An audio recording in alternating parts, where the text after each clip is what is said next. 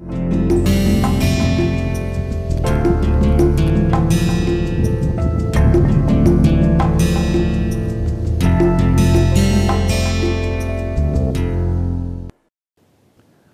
to Basics of Finite Element Analysis Part 2. This is the second part of this course on finite element analysis. We had covered the first part in the last semester, that is between the months of January and March. We had covered part 1 of this course, which is Basics of Finite Element Analysis, and this is the second part of it. Like the first part, this particular course is also a MOOC, and it is a 20-hour course spanning over 8 weeks.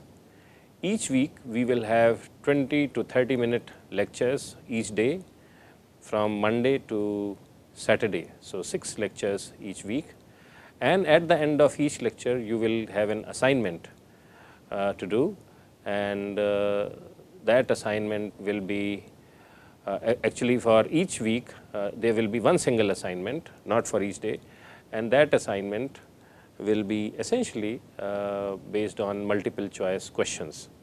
So, that is the overall structure, and when the course ends you will be expected to take a test if you are interested in getting a certificate, and based on your performance in the test you will be evaluated. In the first part of this finite element analysis course, which we have already completed between the months of January through March, we had essentially introduced you to the notion of finite elements, and we had applied the concepts which are fundamental to finite element methodology to one-dimensional problem statements. For instance, we had analyzed the bar problem, cantilever problem, heat dimension, heat transfer in one dimensions, and so on and so forth.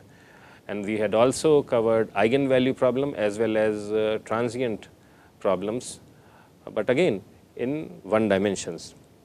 What we will do in this particular course is extend whatever we learned in the first part, that is FEA 1.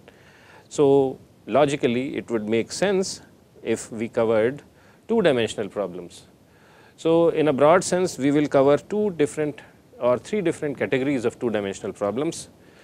First category will belong to those problems where you have one single variable involved, but the problem is in 2 dimensions. For instance, if you are having heat conduction in a plate, then the plate itself has 2 dimensions, length and width, but the variable which is unknown in that problem is the temperature. So, temperature is unknown, it is a single variable problem in 2 dimensions. Similarly, we will also learn how to solve the elasticity problem in 2 dimension. There again we will do that in context of having a single variable. And once we have learned how to handle 2-dimensional problems involving one single variable, then we will extend that concept to 2-dimensional 2-variable problems. And in that case again we will have several applications including elasticity problems, and finally we will extend the overall methodology to 3-dimensional problems. So, that is the overview of the course on finite element analysis part 2. In addition to whatever I have described here, we will also learn how to ensure that the errors, because finite element analysis is an approximate method which has been discussed in part 1. So, because it is an approximate method, the solutions which it gives are approximate. So, there is some error between the solutions offered by finite element analysis and the exact solution.